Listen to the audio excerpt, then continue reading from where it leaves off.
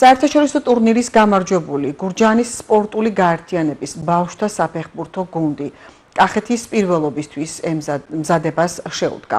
მთავარი მწვრთნელის ზვიად ჯავარაშვილის განმარტებით გუნდში ამჟამად 30-მდე ფეხბურთელი ირიცხება, რომლებიც ინტენსიურ მომზადებას გურჯაანში გაივლიან. 19 სექტემბერს კი რეგიონულ გათამაშებაში ჩაერთვებიან. დღეს პირველი ვარჯიშია, დავიწყეთ განვაახლეთ ვარჯიში იმ საერთაშორისო ტურნირის შემდეგ.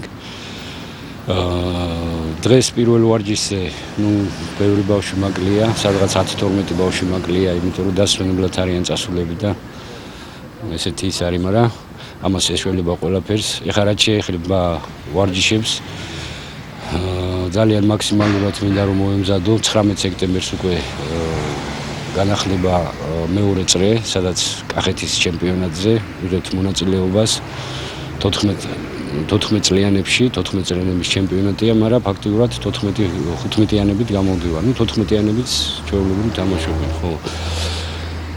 რა ვიცი, რაც შეეხება მზადებას, ჩვენ მე არაფერს არ დავიშურებ, ძალღონეს არ დავიშურებ, რომ ბავშვები უფრო კარგად მომზადებულები შეხვდნენ ამ ტურნირს და რა ვიცი, ყველაფერი გამოჩნდება.